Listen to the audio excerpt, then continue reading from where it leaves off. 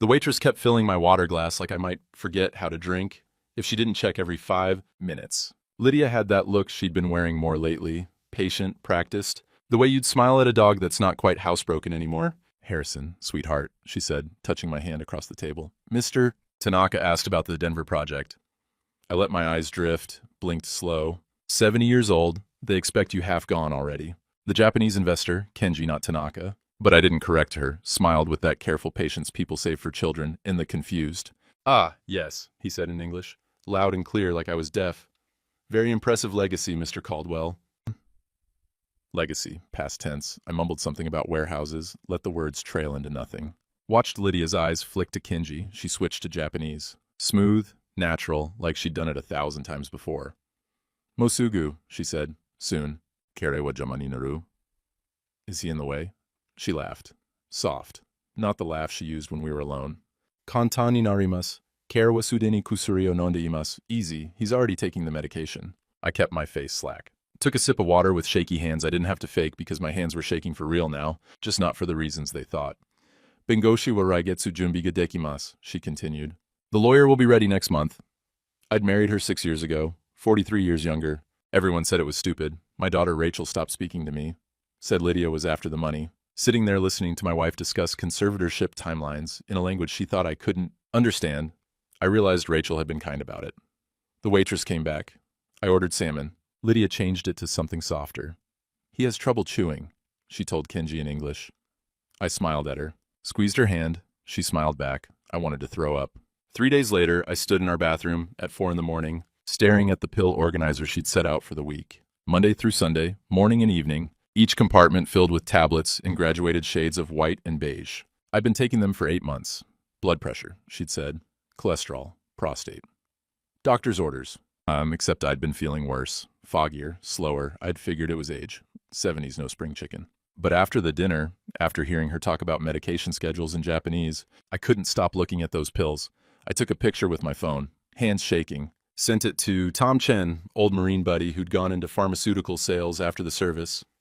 Didn't explain. Just, what are these? He called it 6. Harry, where'd you get these? What are they? 2 are standard, statin, blood pressure med. But there's 3 I don't recognize. One looks like a sedative. The others... Harry, who prescribed these? My wife says the doctor did. Long silence. Which doctor? I don't know. And that was the thing. I didn't know. I hadn't seen my regular physician in over a year. Lydia had switched me to someone new, some concierge service that made house calls. Young guy, mid-30s, friendly. I thought it was considerate. Harry, I'm going to be straight. If someone's giving you sedatives without disclosure and you're feeling confused, I know what it means. Tom, I hung up. Looked at Lydia, sleeping in our bed. Blonde hair spread across the pillow, face soft in the early light. She looked innocent. She looked like the woman I'd married, the one who'd laughed at my stories and held my hand at my brother's funeral, and told me age was just a number. I went downstairs, made coffee, dumped Monday's morning pills down the garbage disposal, replaced them with the statin and blood pressure med from an old bottle I'd kept in the garage, added vitamin C tablets to match the count. When she came down an hour later, all smiles and "Good morning, sweetheart," I took the pills from her hand and swallowed them with orange juice. That's my good man, she said, kissing my forehead. I'd built a company from a single truck to a $50 million operation, survived 2 wars, 3 recessions, a heart attack in 2015, negotiated with Teamsters and bankers and corporate raiders. But sitting there, letting my wife kiss me while she poisoned me, pretending to be grateful, that was the hardest thing I'd ever done. The mental fog started lifting on day 3. Small things first. I could remember where I'd put my reading glasses. Could follow the plot of the news without losing the thread. The afternoon naps she'd been encouraging. Suddenly I didn't need them. By day 5, I was reading financial reports again. Actually understanding them, Lydia noticed. You seem energetic today, she said, watching me sort through mail at the kitchen counter. I let the papers scatter, blinked at her. What? The mail, honey. You were organizing it. Was I? I picked up an envelope, turned it over like I'd never seen one before. Sorry. I got distracted. She relaxed. It's okay, sweetheart. Why don't you rest? I think I will. I went upstairs, lay on the bed, pulled out my phone, and started Googling guardianship proceedings in Colorado. Read about C. RS, Sarah 15 to 14 to 310. Appointment of guardian for incapacitated person, court-appointed attorneys, physician evaluators, required notice periods. She was doing this by the book. legal, professional, like she'd done it before. That thought stuck in my head like a burr.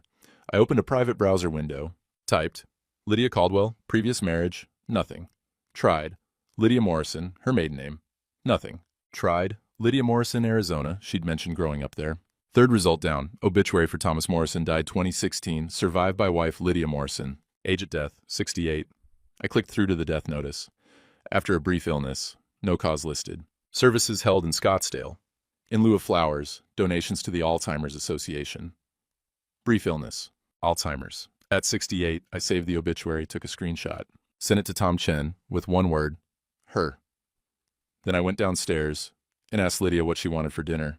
That night, I stood in my closet, pretending to look for a sweater while she got ready for bed. There was a loose board in the back corner, behind the shoe rack. I'd found it years ago, never mentioned it. Just one of those things you notice in an old house. I pried it up with my pocket knife, pulled out my old service pistol, .45 I'd carried in Vietnam, kept oiled and wrapped in canvas, checked the action, still smooth. I didn't plan to use it, but I needed to know it was there. Put it back, replaced the board, found a sweater. When I came out, Lydia was in bed reading a novel, something about a woman finding herself in Tuscany. She looked up and smiled. Find what you needed? Yeah, I said. Just got cold. She patted the bed beside her. I climbed in. She curled against me, head on my chest like she used to when we first married. I love you, she said. I kissed the top of her head, smelled her shampoo, lavender, and something else. Love you too. One of those things was true. The voice-activated recorder cost $43 on Amazon. Looked like a USB stick. I hid it inside the old clock radio on my nightstand, the one I'd had since the 90s, wood grain sides, red LED numbers. She'd never touch it. Thought it was junk I was too sentimental to throw away. She wasn't wrong about the sentimental part. I activated it before dinner, checked the app on my phone to make sure it was recording. We ate chicken piccata, talked about the weather. She asked if I'd remembered to take my afternoon pills. I think so, I said, putting on the vague look. Did I? I'm not sure, honey. Let me check. She went to the pill organizer, counted. No, you missed them. Here. I took the pills, swallowed them with wine. They were the replacements. Harmless. After dinner, we watched a movie. Some romantic comedy she liked. I fell asleep on the couch, or pretended to. She covered me with a blanket, kissed my cheek, went upstairs. At 11, I heard her on the phone. Moved to the bottom of the stairs, quiet. Her voice carried through the floor. She was speaking Japanese. The recorder would get it. I waited 15 minutes, then shuffled upstairs, making noise like I'd just woken up. She was off the phone, back to her novel. Sorry, I said. Fell asleep down there. You need your rest. I nodded, went to brush my teeth. The recorder's light was invisible unless you knew where to look. Next morning, while she was at yoga, I retrieved the device, plugged it into my laptop in the garage, the one I kept for company email, the one she never touched. 12 minutes of conversation, her and Kenji. They'd switched to English partway through, like they'd forgotten to be careful. Has the petition ready? We file first week of November. That's 6 weeks. Can you keep him stable that long? He's getting worse every day. Dr. Reese says the court evaluator won't question it. And after? After you close on the company. I have guardianship. He's declared incompetent. Everything transfers clean. Your lawyer's confident? Blake specializes in this. He's done 20, 30 of these. Says it's textbook. Then Kenji. And what about the daughter? She hasn't spoken to him in 6 years. She's not a factor. More silence. I could hear Lydia moving, maybe pouring something. When this is over, Kenji said, we should go somewhere. Monaco, maybe. You've never been. She laughed. The real laugh, the one I used to think was just for me. Let's get through December first. I stopped the playback, sat there in the cold garage, breath fogging in the October air, 20 or 30 of these. Textbook, Dr. Reese, Blake, the lawyer, a system, a process. I wasn't the first. Probably wouldn't be the last if I didn't stop it. I backed up the file to 3 different drives. Encrypted one. Sent one to Tom Chen with instructions. If you don't hear from me in 30 days, send this to the FBI. Then I went inside and asked Lydia if she wanted to go to lunch. The locked drawer in her desk was easy. She used the same 4-digit code for everything. 0821. August 21st, the day we got married. Inside, manila folders. Bank statements for accounts I'd never seen, LLC documents, transfer agreements, a list of properties, including one in Vail I didn't know we owned, and the petition. In the matter of Harrison James Caldwell, an alleged incapacitated person, filed by Lydia Morrison Caldwell, spouse, requesting appointment as guardian.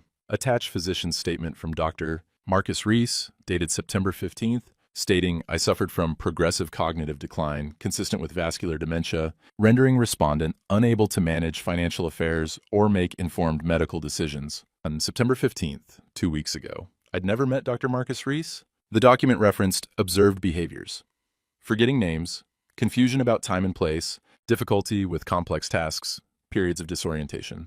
All true, because I'd been drugged. I photographed every page, 47 pages total, put everything back exactly as I'd found it. Locked the drawer. When Lydia came home with groceries, I was watching golf on TV. How was your day? She asked. Good. Quiet. She kissed me. That's good, honey. Quiet's good for you. And that night she brought my pills with a glass of water. I took them from her hand.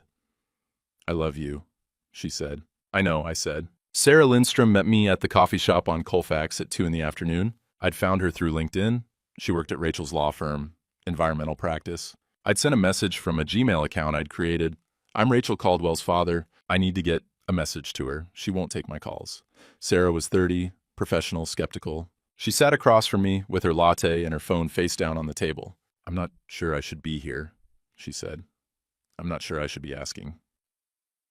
I pushed the thumb drive across the table. I need Rachel to look at this. I need her to decide if she wants to help or not. It's Caldwell. Rachel's been clear about her boundaries. I know what I did. The words came harder than I expected. I chose my wife over my daughter's wedding. Told Rachel she was jealous. Cut her out because I was too proud to admit I might be wrong. I looked at the thumb drive. I was wrong. Sarah didn't touch it. What's on this? Evidence that my wife that is trying to have me declared incompetent so she can steal everything I've built. Evidence she's been drugging me for 8 months. Evidence she might have done this before. I met her eyes. I don't have anyone else to ask. She looked at me for a long time, then picked up the drive. I'll give it to her. That's all I can promise. That's all I'm asking. She left. I sat there with my coffee getting cold, watching traffic through the window. Rachel called 3 days later from a blocked number. Sarah gave me the files. I closed my eyes. Yeah. I listened to the recordings, read the petition. Her voice was flat, controlled, lawyer voice. Dad, this is attempted murder. I know. Why didn't you call the police? Because I need to do this right. I need evidence that'll stand up. I need to make sure she doesn't walk away. I paused. And I need your help. Silence on the line. Long enough I thought she'd hung up. Where are you? She finally said. Home. Lydia's at Pilates. I'll send you an address. Be there in an hour. Don't tell anyone. She hung up. The address was a storage facility in Aurora, Unit 247. Rachel was already there when I arrived, standing beside a silver Lexus, arms crossed. She looked like her mother, my first wife, Anna, dead from cancer in '03. Same dark hair, same set to her jaw. She didn't hug me, just nodded to the storage unit. Inside. The unit was empty except for 2 folding chairs and a card table. She'd brought a laptop, a yellow legal pad, and a briefcase. We sat. Show me everything, she said. I did. Played the recordings, showed the photographs of the pills, the petition, the bank statements, the LLC transfers, showed her the obituary for Thomas Morrison. She took notes, didn't interrupt. When I finished, she sat back. You've been off the sedatives for 2 weeks? Yeah. How do you feel? Clear, sharp, angry. She almost smiled. Good. You're going to need that. She opened the briefcase. I've already made some calls. Forensic accountant I trust. Private investigator who's worked with our firm. We need to move fast. November 1st, she files the petition. Then we have 3 weeks to build a case. She looked at me. Dad, this is going to get ugly. Public. If we do this, your marriage ends. Your reputation takes a hit. People will ask why you didn't see it coming. I know. And when it's over, you and I, we're not just fixed. You understand that? I nodded. I understand. She pulled out a contract. I'm not doing this as your daughter. I'm doing this as your attorney. Sign this retainer. I signed it. She filed it in the briefcase, looked at me. We're going to destroy her, Dad. Completely. Are you ready for that? I thought about Lydia's smile, the pills, the Japanese conversations, Thomas Morrison, dead at 68. Yeah, I said. I'm ready. Rachel nodded. Good. First thing, you keep taking her pills, but you're taking the replacements. We need her to think she's winning. Second, you're going to meet the court evaluator, and you're going to act confused. Make them believe it. Can you do that? I built a logistics company from nothing. I can act. Third, we're getting you a prenup analysis. Did you sign one? Yeah, 2018. Before we married. Who was your attorney? Richard Kovac. We'll pull that. If your assets were protected as separate property, the irrevocable trust I'm setting up can't be challenged. And she made a note. Fourth, we're finding everything on her, sir. Every account, every property, every connection to Kenji Tanaka. And we're finding out what happened to Thomas Morrison. He died in Arizona, 2016. Then I'm calling a PI in Phoenix. She looked at me. This is going to cost you a lot. I don't care about the money. You should, because we're going to move all of it before she can touch it. She pulled out another document. This is an irrevocable trust structure. You're transferring your assets to a trust with me as trustee. She can't access it, can't challenge it because of the prenup. Everything you own goes into a protected vehicle. In the company, she smiled then, thin. The company gets special treatment. We're going to let her have it. What? We strip the assets, move them to subsidiary LLCs owned by the trust, leave the company as a shell with massive hidden liabilities, environmental cleanup, deferred maintenance, pension obligations. Then we let Kenji buy it. She tapped the table. They think they're buying an empire. They're buying debt. I stared at her. That's cruel. Yes, she didn't blink. It is. I thought about it, about 40 years of work, about the logo I designed on a napkin in 1984, about the first warehouse, the first route, the first driver I'd hired. Do it, I said. Rachel pulled out a pen. Then let's get to work. The forensic accountant's name was Dmitry Volkov, Russian immigrant, 50s, wireframe glasses, and a Brooklyn accent. He worked out of a cramped office in Capitol Hill that smelled like old coffee and paper. Rachel introduced us. Dmitry shook my hand with a grip like a mechanic's. Your daughter says you have interesting problem, he said. That's one word for it. He gestured to a conference table covered in printouts. I pull everything on your company. 40 years of records. Also, I look at wife's LLC transfers. Also, I find other things. And he spread out a flow chart. Boxes and arrows in 3 colors. Red is your money leaving. Blue is where it goes. Green is who controls it. He tapped a cluster of blue boxes. 5 different LLCs. All registered in Delaware, all owned by shell corporations, all ultimately controlled by, he pointed to a green box, Kenji Tanaka. She's been funneling money to him. For 2 years, small amounts at first, 10, 20,000, then bigger, 50, 100, total, he checked his notes, 341,800. I felt something cold settle in my chest. From where? Expense accounts, vendor payments to fake companies, equipment leases that don't exist. He pulled out another sheet. Very professional. Someone teaches her this. The lawyer, Blake. Maybe. Or maybe she learns from previous husband. He met my eyes. I also pull records on Thomas Morrison, Phoenix investor, real estate development, dies 2016, age 68, death certificate says natural causes. But 6 months before he dies, his company sells major assets, transfers into LLCs owned by his wife, your wife, then he dies. LLCs dissolved 2 months later. Money disappears. Rachel leaned forward. How much? $11 million. The room went quiet. Morrison's family contest? I asked. They try, but wife has power of attorney, everything legal. Court finds no fraud. Family settles for $2 million just to end it. Dmitry took off his glasses, cleaned them. This is what she does, Mr. Caldwell. She is professional. Then we need to be more professional, Rachel said. The PI's name was Terry Brooks, ex-Denver PD, 50s, gray mustache, and a truck that needed shocks. He met us at the storage unit that night with a laptop and a camera bag. I've been on her for 3 days, he said, pulling up photos. She's got a routine. Monday, Wednesday, Friday, Pilates at Core Power, noon to 1. Tuesday, Thursday, hair salon, nails, lunch at various spots, always pays cash for lunch. Meeting Kenji? Rachel asked. Every Tuesday, sushi place in Cherry Creek? He clicked through photos. Lydia and Kenji at a table, leaning close, laughing, her hand on his arm. They don't hide it. They think you're too out of it to notice. He pulled up more photos. Lydia entering a hotel. Kenji entering 15 minutes later. Grand Hyatt, room 847, his name on the reservation. They meet there Thursday afternoons, 2 to 4. I looked at the photos. My wife, another man, in a room I was probably paying for on the credit card. How long? I asked. Based on hotel records I pulled. And don't ask how. At least 2 years, maybe longer, 2 years. While she kissed me goodnight, while she brought me pills, while she called me sweetheart. Get everything, Rachel said. Photos, video, hotel records, receipts. We need a timeline. Terry nodded, already on it. Also running background on Kenji Tanaka, Japanese national, investor visa, been in the U.S., Since 2019, supposedly worth 30 million. Emphasis on supposedly.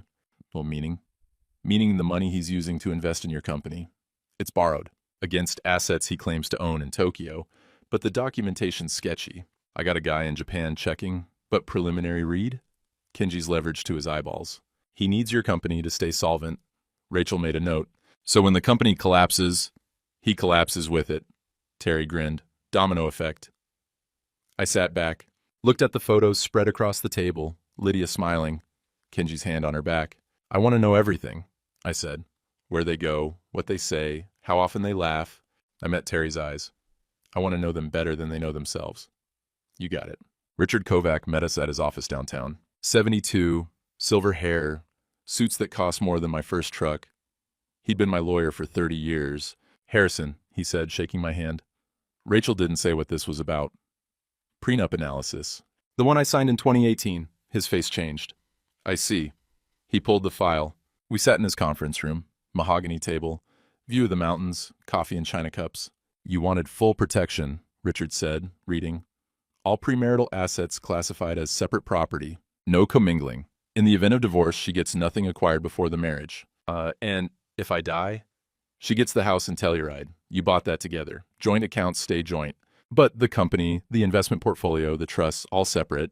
She'd have to contest it, and the prenup's airtight. He looked at me over his reading glasses. Why are we reviewing this? Rachel slid a folder across the table. Because she's trying to bypass it through guardianship. Richard read for 5 minutes, didn't speak, finally set the papers down. She's going for incapacitation.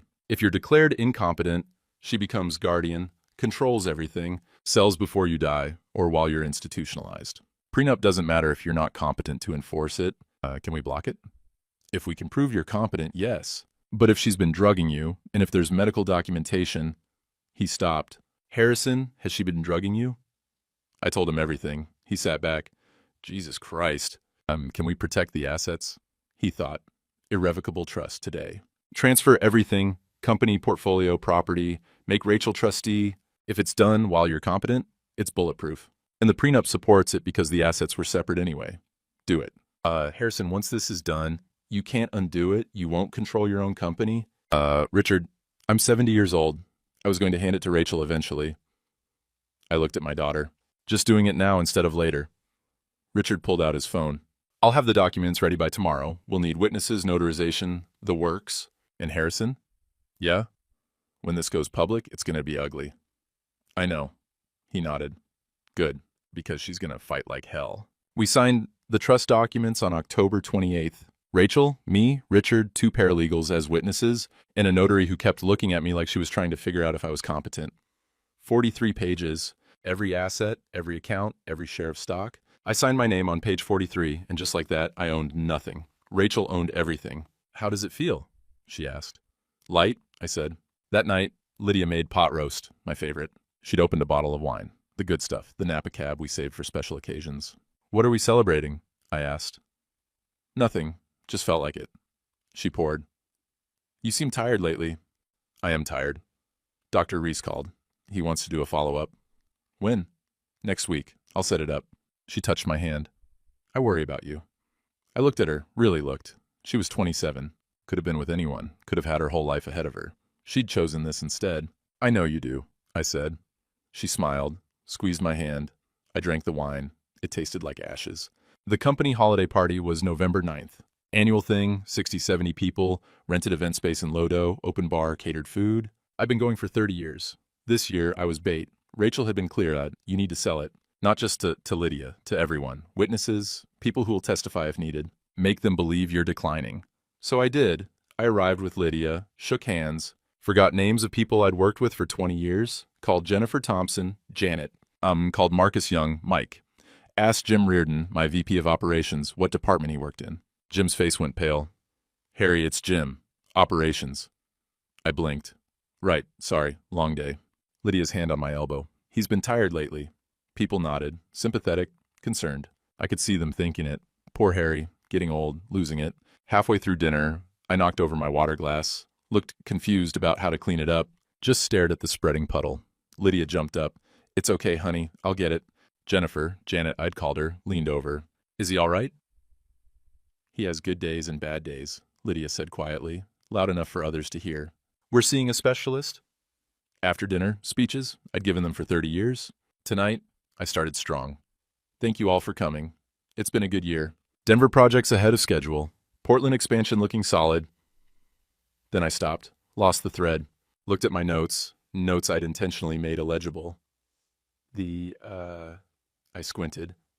The numbers are... Jennifer has the numbers. Janet, someone whispered. I looked confused. Sorry? Lydia stood up, touched my shoulder. Honey, maybe we should... No, I'm fine. I shuffled my notes. Where was I? Jim Reardon stood. Boss, why don't I take this one? I looked at him, nodded. Yeah, you do that. I sat down, Lydia's hand on mine. It's okay, she whispered. I let her hold my hand. People finished dinner fast, left early, avoided eye contact. In the car, Lydia said, That was hard for you. I'm just tired. I know, sweetheart. She drove in silence. Then, Dr. Reese thinks we should move up the evaluation. Whatever you think is best. She reached over, squeezed my hand. I watched the city lights blur past and thought about Terry Brooks's photos. Lydia and Kenji at the hotel. Her laugh. Her hand on his arm. Let her think she won. Dr. Marcus Reese came to the house on November 12th. 40-something, expensive haircut, medical bag that looked unused. Lydia showed him to the living room. Thank you for coming, doctor. Of course. He sat across from me, pulled out forms. Harrison, I'm going to ask you some questions. Just answer as best you can. Okay. No, what year is it? I paused. 2023? Close, it's 2024. Right, sorry. What month? I looked at Lydia. October? November, she said gently. Dr. Reese made notes. Who's the president? I got that one right, barely. Can you count backward from 100 by sevens? I tried. Made it to 86 before I stopped. Sorry, lost track. More notes. Can you remember 3 words? I'm going to say them now and ask you to repeat them in a few minutes. The words are apple, table, penny. Apple, table, penny. He asked more questions. About my medical history, my daily routine, whether I'd noticed any changes. I forget things, I said. Names mostly, sometimes where I am.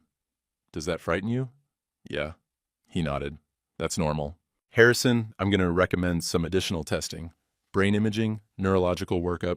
But based on today's evaluation, I'm seeing signs of cognitive impairment consistent with early-stage dementia. Lydia's hand flew to her mouth. Oh, God. It's manageable with medication and support, but you'll need help with daily tasks, financial decisions, medical choices. I can do that, Lydia said quickly. Whatever he needs. Dr. Reese smiled. I'm sure you can. I'll prepare a report for your attorney. They talked for a few more minutes. I sat there, looking vague. Before he left, he asked, Harrison, what were those 3 words I asked you to remember? I blinked. What words? He made a final note. It's all right. Don't worry about it. After he left, Lydia sat beside me. I'm scared, she said. Me too. She put her head on my shoulder. I won't let anything happen to you. I know. She didn't see me smile. The court-appointed attorney showed up November 15th. Anna Castillo, public defender's office, overworked and underpaid. She sat in our dining room with a legal pad and a tired expression. Mr. Caldwell, I'm here to represent you in the guardianship proceeding. Do you understand what that means? Not really, I said. She explained, slowly, using small words. I nodded along, asked questions that showed I didn't quite grasp it. And you're okay with this? She asked. If Lydia thinks it's best? Lydia sat beside me, holding my hand. Perfect concerned wife. Anna made notes. I'll need to interview you separately. That's fine. Lydia left. Anna leaned forward. Mr. Caldwell, do you feel safe? Yeah. Do you want this guardianship? I looked at her, played it just right. Confused, uncertain, but trusting. I don't really understand it, but Lydia says it'll help. Do you trust her? She's my wife. Anna wrote for a long time, finally closed her notebook. I'll file my report with the court. The hearing's set for December 18th. Okay, she left. Lydia came back in. What did she ask? If I felt safe. If I trusted you? What did you say? I took her hand. I said you're my wife. She kissed me. I love you so much. I know, I said. That night, I listened to her on the phone with Kenji. The recorder caught everything. 3 more weeks, she said. The attorney filed, the evaluator came, they both support it, and he suspects nothing. He doesn't suspect anything. He can barely remember what day it is. Kenji laughed. You're terrifying. I'm effective. Same thing. She laughed too. After the hearing, you close on the company. I have guardianship. We wait 6 months. You're tops. Then he's in a facility. We have everything, and we're free. Monaco? Anywhere you want. I stopped the recording, backed it up, added it to the file. 3 more weeks, let them count down. Rachel's office, late November. The table covered in documents, coffee cups, notepads filled with timelines and evidence chains. We have everything, she said, reviewing the files. Recordings. Pill analysis showing benzodiazepines and sedatives not prescribed by your actual doctor. Financial records showing embezzlement. PI photos of the affair. Morrison's death certificate and the pattern. Dr. Reese's history. Terry found 3 complaints filed against him for insurance fraud. All settled. Is it enough? It's enough for criminal charges. Attempted murder, fraud, conspiracy. But we need to deliver it right. She pulled up a calendar. The hearing's December 18th. Kenji's closing on the company is December 8th, I said, 10 days before. Perfect. We let that close. They think they're securing the assets. Then at the hearing, you show up sharp. Not confused, not medicated. You present the evidence to the judge. They get arrested on the spot. Dimitri leaned back in his chair. The company they buy will be worth negative $3.2 million once the hidden liabilities surface. Environmental cleanup alone is $1.8 million. Deferred pension obligations, another $1 million. Equipment leases he's assuming, all fraudulent, but he's liable. And Kenji's leveraged against assets in Tokyo he doesn't actually own, Terry added. When this collapses, he faces bankruptcy and fraud charges in 2 countries. Rachel looked at me. Dad, this destroys them completely. Are you sure? I thought about Thomas Morrison, about the $11 million, about the family that tried to fight and lost. I'm sure. Then we lock it down. She pulled out a timeline. December 1st, final asset transfers to trust complete. December 8th, company sale closes. December 15th, we file our evidence with the court and the DA. December 18th, showtime. Thanksgiving was strange. Lydia cooked turkey, made stuffing from scratch, set the table with the good china, the set that had been Anna's, my first wife. I'd kept it for Rachel. We ate. Just the 2 of us. She talked about maybe going to Vail for Christmas. I nodded along. You seem distant, she said, just thinking about Rachel. Her face tightened. Your daughter made her choice. I know. Doesn't mean I don't miss her. Lydia softened. I know, honey, but she didn't want to be part of your life. That's on her. I cut my turkey. You're right. And we finished dinner, watched football. She fell asleep on my shoulder. I sat there, her head warm against me, and thought about Rachel 3 miles away, eating takeout Chinese and building evidence binders. December 8th arrived cold and clear. The closing was at Kenji's attorney's office. Downtown high-rise, 40th floor, conference room with views of the mountains. I played my part, shuffled in, let Lydia guide me to a chair, signed where they pointed, 47 pages, each one transferring control of Harrison Caldwell Logistics to Tanaka Investments, LLC. The attorneys shook hands, congratulated each other. Kenji smiled at me. Thank you, Mr. Caldwell. I'll take good care of your legacy. I'm sure you will, I said. Lydia squeezed my hand. We left. In the car, she was vibrating with energy. It's done. It's finally done. What is? Nothing, honey. Just work stuff. That night, she opened champagne. We didn't drink champagne. What are we celebrating? I asked. The future, she said. We clinked glasses. I took a sip, watched her drain hers. She didn't see me pour mine in the sink when she went to the bathroom. December 15th, Rachel and I met with Assistant District Attorney Michael Brennan, late 40s, career prosecutor, specialty in elder abuse. We gave him everything. 3 binders, audio files, video, lab results, financial forensics. Testimony lined up from Tom Chen, Richard Kovac, Dimitri, Terry. He read for 2 hours, didn't speak. Finally looked up. This is the most comprehensive evidence package I've seen in 20 years. Is it enough? Rachel asked. It's enough for attempted murder, conspiracy to commit fraud, embezzlement, and about 6 other charges. He flipped through the Morrison file. And with this pattern, we can coordinate with Arizona. They might reopen that case. What happens at the hearing? I asked. You show up competent. I'll have detectives present. When the judge sees you're not incapacitated, and you present this evidence, I'll move for immediate arrest. They'll be in custody before they leave the courthouse. Both of them. Both of them. And Dr. Reese. We'll move on him separately. Rachel nodded. What about Kenji's extradition? That's federal. But with the fraud charges, he'll be held without bail. The company collapse will happen simultaneously. He won't have resources to fight. Brennan closed the binder. Mr. Caldwell, you understand this goes public. Your marriage, the affair, the drugs, it's all going to be in the news. I understand. And you're prepared for that? I thought about sitting in that restaurant, hearing Lydia and Kenji laugh in Japanese. Thought about taking pills from her hand. Thought about Thomas Morrison's obituary. Yeah, I said, I'm prepared. December 17th, the night before the hearing, Lydia was nervous, I could tell. She kept checking her phone, rearranging things that didn't need rearranging. Tomorrow's going to be hard, she said. I know, but it's for the best. You'll be taken care of. I trust you. She sat beside me, took my hand. Harrison, I want you to know, I do love you. I know this seems clinical, but I really do care. I looked at her. At her face, still young, still beautiful. At her eyes, clear and calculating. I know, I said. She kissed me. Get some sleep. Big day tomorrow. I went upstairs, lay in bed, didn't sleep. At 3 a.m, I got up, went to the closet, found the loose board, pulled out the .45. Held it for a long time. Put it back. Some wars you win with silence, not bullets. The courtroom was smaller than I expected. Wood paneling, fluorescent lights humming overhead, a judge's bench that had seen better decades. Judge Patricia Morrison, no relation to Thomas, presiding. 60-something, reading glasses on a chain, the look of someone who'd heard every lie there was. Lydia sat beside her attorney, Blake Henderson. Expensive suit, expensive watch, expensive smile that probably billed at $400 an hour. He'd done this before. 20 or 30 times, Lydia had said on the recording. Anna Castillo sat at the respondent's table with her public defender's briefcase and her tired expression. She'd filed her report, done her job. I sat next to Rachel in the gallery, 3 rows back. Dressed in a navy suit I'd had tailored last week. Fit properly now that I wasn't drugged and losing weight. Clean-shaven, alert, watching. Blake did a double-take when he saw me. Leaned over to Lydia, whispered something. Her face went from confident to pale in about 2 seconds. Good. Judge Morrison entered. We stood. She settled in, opened a file folder, scanned it briefly. Be seated. We're here on the matter of Harrison James Caldwell, alleged incapacitated person, case number 24 PR 8847. She looked over her reading glasses. Ms. Castillo, I've reviewed your report. Your assessment? Anna stood.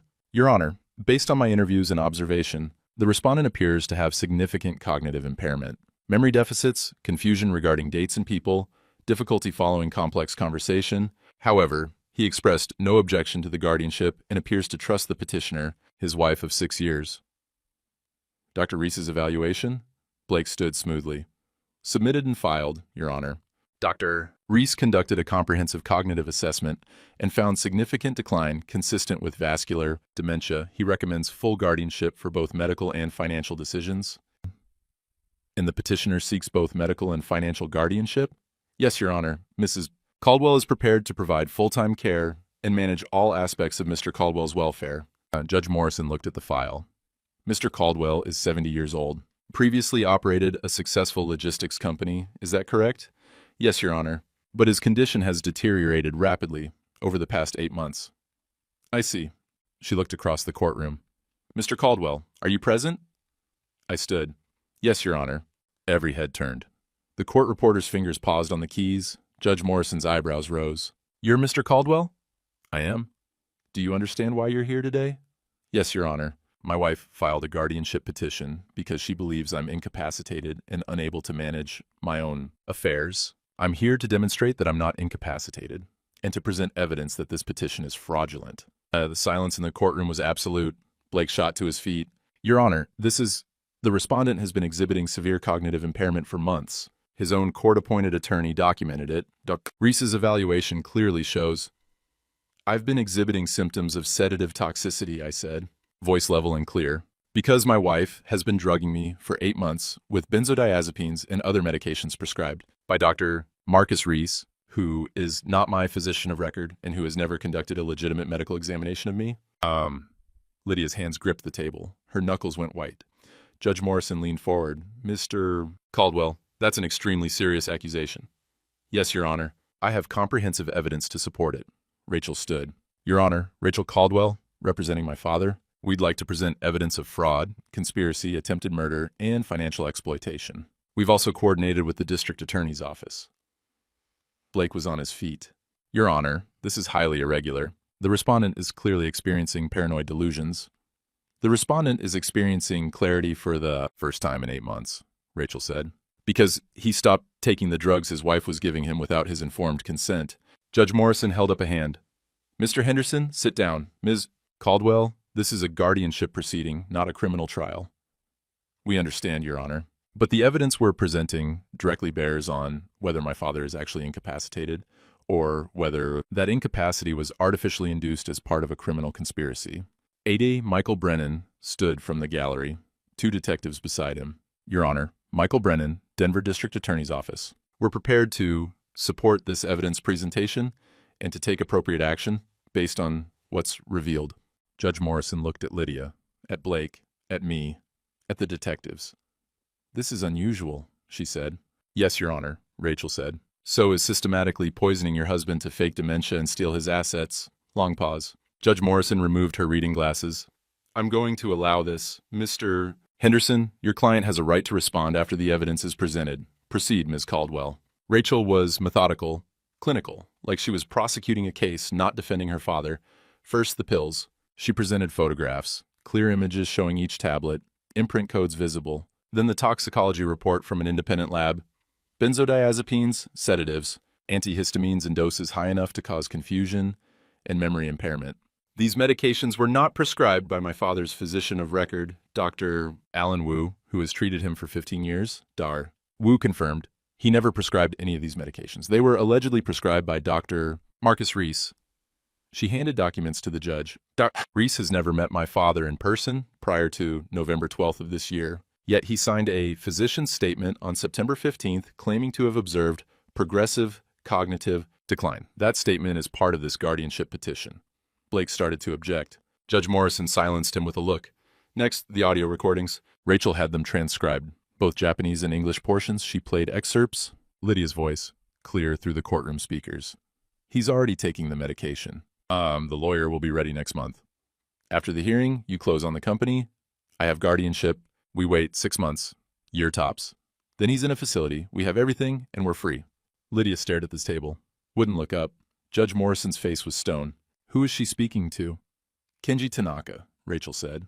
A Japanese investor who purchased my father's company on December 8th. Mr. Tanaka is present in the gallery. Heads turned. Kenji, sitting 4 rows back, went rigid. Rachel continued. Financial records.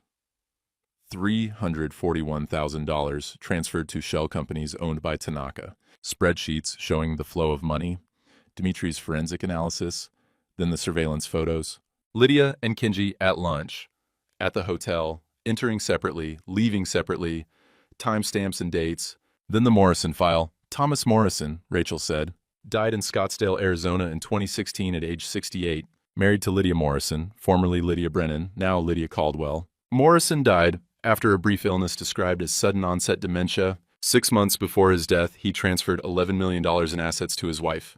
The death certificate was signed by Dr. Marcus Reese, who at that time practiced in Arizona.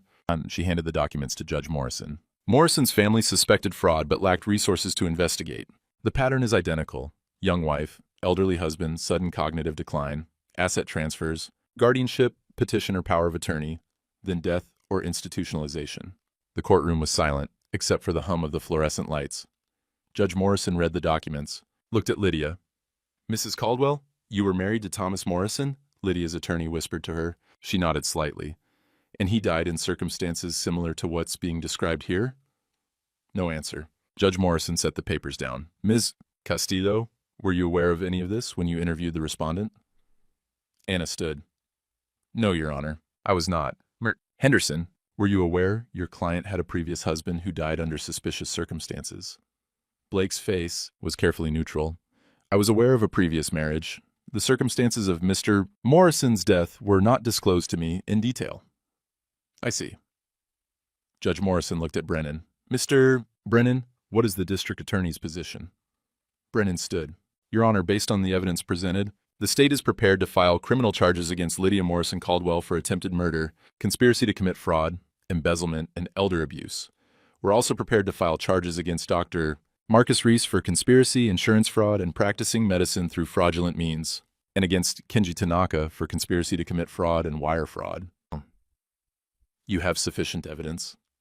We have a comprehensive case file that's been under investigation for 2 weeks. We were waiting for this hearing to proceed before making arrests. Judge Morrison looked at me. Mr. Caldwell, how are you feeling right now? Cognitively? Clear, Your Honor. Sharp, angry. I can imagine. She looked at Lydia. Mrs. Caldwell, do you have anything to say before I rule on this petition? Blake leaned over, whispered urgently. Lydia shook her head. No, Your Honor, Blake said. Then I'm dismissing this guardianship petition with prejudice. The evidence suggests Mr. Caldwell's alleged incapacity was artificially induced through criminal means. I'm also referring this matter to the medical board regarding Dr. Reese's conduct. She nodded to Brennan.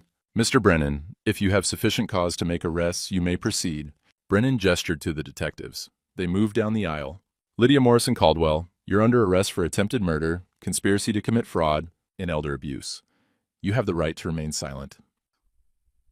The detective's voice faded as I watched them cuff her. Lydia looked at me once, just once. Her eyes weren't empty anymore. They were terrified. Another detective approached Kenji. He started speaking rapidly in Japanese. About his embassy, about his rights, about lawyers. The detective didn't care. Blake was already packing his briefcase. Professional distance. He'd bill for today and disappear. I stood there watching my wife being led away in handcuffs and felt something like grief, but not quite. More like the end of something that should never have started. Rachel touched my arm. Dad, you okay? Yeah, I said. I'm okay. Judge Morrison was still at the bench. She caught my eye. Nodded once. I nodded back. Outside the courthouse, news vans were parked along the curb. Cameras. Reporters. Rachel steered me to her car. We're not talking to them. Not today. Agreed. We drove away from the courthouse, from the cameras, from Lydia's terrified eyes. You want to come to my place? Rachel asked. Kids would love to see you. Yeah, I said. Yeah, I'd like that. She drove through downtown Denver, city I'd spent 40 years in, city I'd built a business in, city that suddenly felt different, like I was seeing it for the first time. Rachel? Yeah? Thank you for believing me, for helping when you had every reason not to. She didn't answer right away, turned onto the highway, heading toward the suburbs. You're my dad, she finally said. Where else was I going to go? Lydia took a plea deal in March. 20 years, eligible for parole in 12. The news came on a Tuesday. Rachel called me at the condo while I was making coffee. She didn't want to go to trial, Rachel said. Brennan had too much. The recordings, the pills, the Morrison connection. Her attorney said a jury would have given her 30, maybe life. I poured coffee, watched it steam. Did she say anything? She asked to see you. I set the cup down. What did you tell them? I said I'd ask. It's your choice, Dad. Through the window, I could see the Rockies. Snow still on the peaks, even in March. The world kept turning. Tell them no, I said. You sure? Yeah, nothing she could say would change anything. Rachel was quiet for a moment. Okay, I'll let her attorney know. What about the others? Reese and Kenji? Reese is fighting the charges. His attorney's claiming he was misled by Lydia, didn't know the full scope, but the medical board already revoked his license. They found 4 other cases: elderly patients, sudden cognitive decline, guardianship petitions filed by younger caregivers. All of them had Reese's signature on capacity evaluations. 4 others, at least. The DA thinks there might be more. They're going back 10 years through his patient files. She paused. The families of those 4 are filing a class action suit. They'll probably win, but Reese doesn't have much left. Malpractice insurance won't cover criminal conduct. I thought about 4 other families. 4 other people who'd been drugged and manipulated and nearly lost everything. And Kenji? Federal charges. Wire fraud, conspiracy, making false statements to financial institutions. He's looking at 15 to 20 years. His creditors in Tokyo called in his loans when the company collapsed. Turns out he'd borrowed against assets he didn't actually own. Forged documents, fake valuations. He's facing charges in Japan, too. Extradition? Eventually, but the U.S. wants him first. The feds don't like investment fraud, especially when it crosses international lines. Rachel's voice softened. Dad, he's completely destroyed. Bankruptcy. His wife left, took their kids back to Japan. He's living in a halfway house, waiting for trial. I should have felt something. Satisfaction, maybe. Justice served. Instead, I felt tired. The company he bought, I said. What happened to it? Exactly what we planned. The environmental cleanup obligations hit first. EPA citations we knew about but hadn't disclosed because they weren't required until after sale. Then the pension liabilities. Then the equipment leases turned out to be fraudulent. We'd created them, paid them for years, but they were shell companies. He's on the hook for all of it. And how much? Total, about $3.2 million in debt. He tried to sue for fraud, but the purchase agreement was clean. He did his due diligence, or should have. His attorneys missed what ours deliberately buried. $3.2 million. Kenji's entire financial life. Destroyed. You know what's funny? Rachel said. If he'd just invested legitimately, if Lydia had just loved you or at least left you alone, they could have had good lives. But they wanted more. They always do. I sold the Telluride house in April. Didn't need it. Too big, too many memories that weren't real. Memories of Lydia laughing on the deck, of dinners we'd cooked together, of mornings waking up next to someone I thought I knew. All of it fake. The real estate agent was a woman in her 50s. Professional and efficient. She didn't ask why I was selling. Probably read about the trial in the papers. We got asking price in 2 weeks. Some tech couple from California, cash offer, quick close. I took the money and set up education trusts for Emma and David. Rachel tried to refuse. Dad, you don't have to do this. We were in her kitchen. The kids were at school. Coffee on the table between us. I want to, I said. I missed 6 years of their lives. 8 years. Can't buy that back. But I can do this. You already gave up the company. The company's yours. Always should have been. This is different. This is for them. She looked at the trust documents. $200,000 each. Managed growth. Available for college, grad school, first house. It's too much, she said. It's what I should have done when they were born. Instead, I was married to a woman who was planning to kill me. I met her eyes. Let me do this, please. And she signed the acceptance papers. Then she hugged me, long and hard. Thank you, she said. You're welcome. May brought warm weather and a phone call from Tom Chen. Harry, you see the news? I was on Rachel's porch, watching Emma and David play in the yard. Which news? Arizona reopened the Morrison case. DA down there charged Lydia posthumously, charged her for Morrison's death. They're saying it was murder, not natural causes. Enough evidence to proceed. I watched Emma chase David with a stick. Normal kid stuff, the world they lived in, still innocent. Can they prosecute her while she's serving time here? Probably wait until she's done with the federal sentence. But Morrison's family filed a civil suit too. Wrongful death. They're going for the full $11 million plus punitive damages. She doesn't have it. I know. But they'll get a judgment. Follows her forever. She'll never have anything again. Not legally. Emma fell. Started crying. Rachel went to her, checked her knee, kissed it. Emma stopped crying, ran back to play. Harry, you there? Yeah, just watching my grandkids. How's that going? Good. Really good. I paused. Tom, I never thanked you for identifying those pills, for believing me when I called. Brother, you don't thank me for that. We're Marines. We take care of our own. Still, thank you. You doing okay? Really? I thought about it. About the condo, about dinners with Rachel's family, about Emma's drawings on my refrigerator, and David teaching me how to play Minecraft. Yeah, I said. I'm doing okay.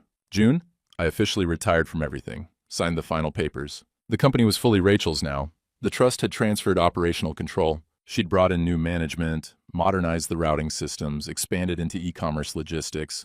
Revenue was up 18%. You're better at this than I was, I told her. We were in her office. Used to be my office. She'd redecorated, lighter colors, better lighting, photos of Emma and David where I'd kept industry awards. I had a good foundation to build on, she said. You're being kind. I'm being honest. You built something real, Dad. Something that lasts. I'm just adapting it. I looked around the office. 40 years I'd spent in rooms like this. 40 years of routes and contracts and logistics problems and labor disputes and expansions and recessions, all of it over. How's it feel? Rachel asked. Strange. Like, I should be worried about something, but there's nothing left to worry about. That's called retirement. Feels weird, she smiled. You'll get used to it. I hope she was right. July brought a letter from Lydia. It came to Rachel's office, forwarded from the prison, 3 pages handwritten on yellow legal paper.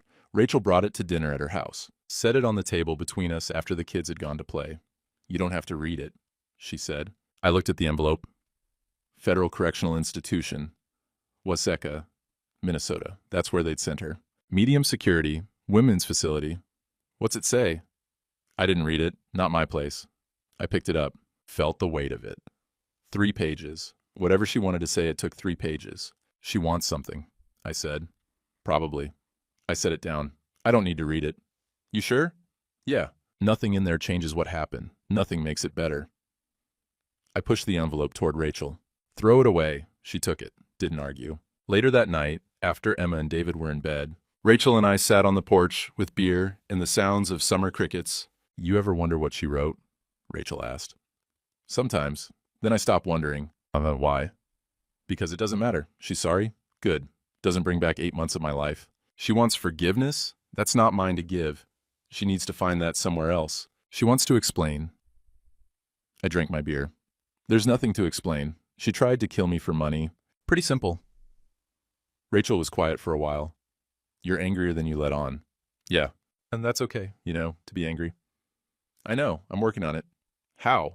I gestured to the house, to the yard where the kids had played, to the evening settling in, warm and easy. This, I said.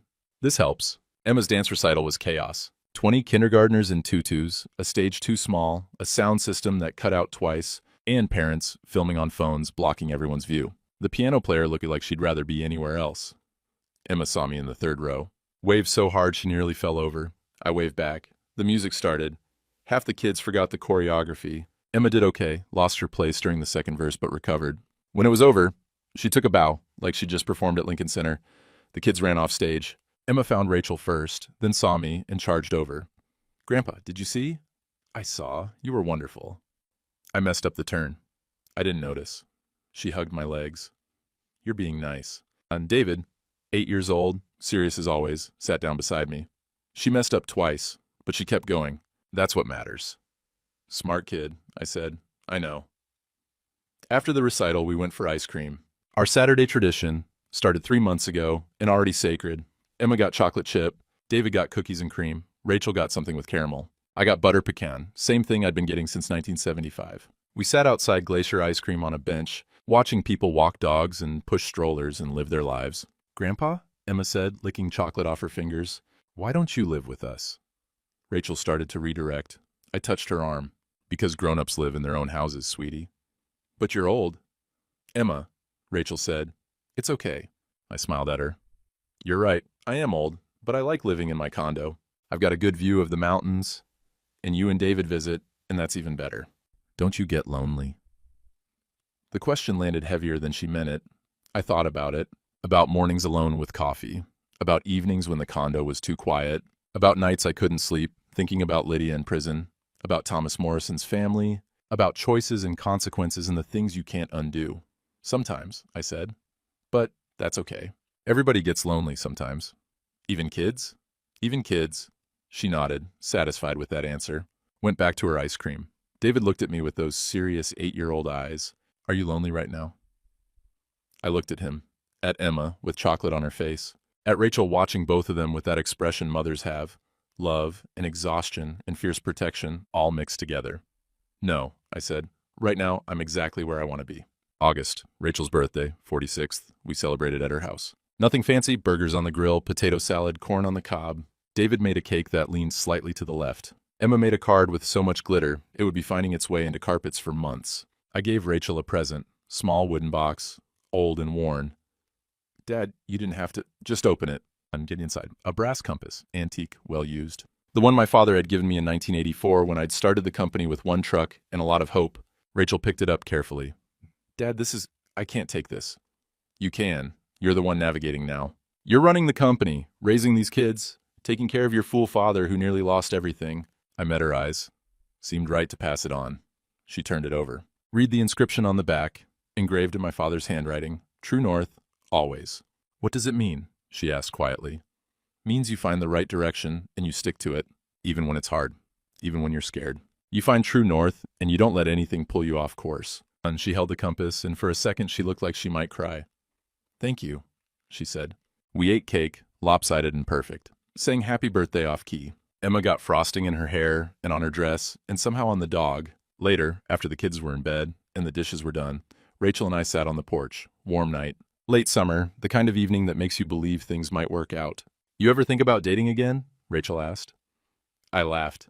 I'm 71. So, you're healthy. You're not bad looking for an old guy. You could meet someone. I don't trust my judgment anymore. Made one catastrophic choice. Might make another. Or you might not. People learn. I thought about Lydia, about how I'd ignored every warning sign. Because I'd wanted to believe someone could love me despite the age gap, despite the obvious inequality, despite common sense screaming at me to wake up. Maybe someday, I said. But not now. Right now I'm good with this. With what? This. You, the kids, Saturday ice cream, being grandpa instead of CEO. I looked at her. I wasted 6 years being proud and stupid. I'm not wasting whatever time I have left. She reached over, squeezed my hand. I'm glad you're here, Dad. Me too. We sat in comfortable silence. Crickets. Distant traffic, a dog barking somewhere down the street. Rachel? Yeah? I'm proud of you. The way you handled everything, the investigation, the evidence, the company, the way you're raising Emma and David, your mom would be so proud. Her eyes glistened. Don't make me cry on my birthday. Sorry. No, you're not. I smiled. No, I'm not.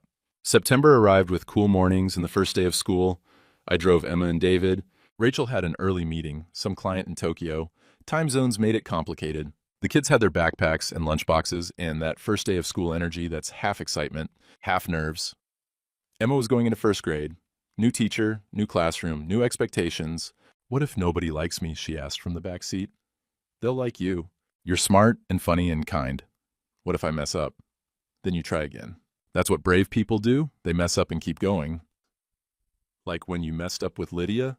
The question came from David, matter of fact. 8-year-olds don't have filters. I glanced in the rearview mirror. Yeah, like that. But you fixed it, he said, with help from your mom and some other people. Because you were brave? I thought about that, about discovering the pills, about playing confused while gathering evidence, about facing Lydia in court. I don't know if it was brave. It was just necessary. Emma piped up. Mom says brave is when you're scared, but you do it anyway. Your mom's pretty smart. We know, David said.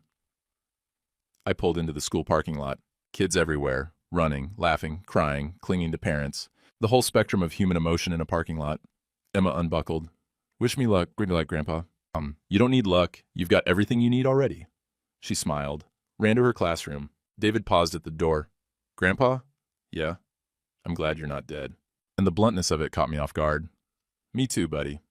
Okay, bye.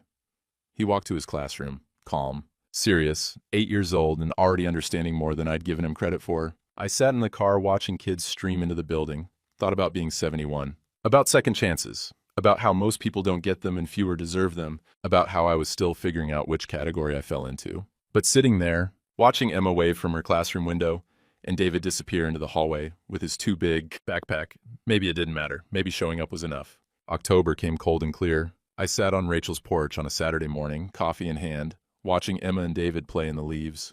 They were building something, a fort maybe, or a nest. Hard to tell. Rachel brought out more coffee, sat beside me. You doing okay? She asked. Yeah, good day. Good days are getting more common, and they are. We watched the kids. Emma threw leaves at David. He threw them back. They laughed. I got a letter from Lydia's attorney, Rachel said. I didn't say anything. She wants to write to you. Says she's sorry. Wants to explain. What did you tell them? That it's your choice. I thought about it. About Lydia in prison. About 12 years of sorry. Tell them no, I said. Rachel nodded. Okay. Emma ran over. Grandpa, come see what we built. In a minute, sweetheart. She ran back. David was already adding more leaves. You ever wonder what she's thinking? Rachel asked. In prison? Sometimes. Then I stopped wondering. Because? Because it doesn't matter. What matters is this. I gestured to the kids, to the yard, to the Saturday morning. What matters is I'm here and not in some facility, drooling into my oatmeal while she spends my money. Rachel smiled. That's dark. It's true, Emma called again. Grandpa, now! I stood. Rachel stood with me. Dad? Yeah? I'm glad you're here. Me too, sweetheart, me too. I walked across the yard. Emma grabbed my hand. Look what we made. It was a pile of leaves. No structure, no design, just leaves. It's perfect, I said. Grandpa, it's just leaves. Best leaves I've ever seen, she laughed. David rolled his eyes. They went back to building. I stood there in the cold October sun, coffee cooling in my hand, watching my grandkids play. Thought about dignity, about silence, about the difference between giving up and letting go. Some men get second chances. Most don't deserve them. I'm still figuring out which one I am. But standing here, watching leaves fall and kids laugh and coffee steam in the morning air, maybe it doesn't matter. Maybe this is enough.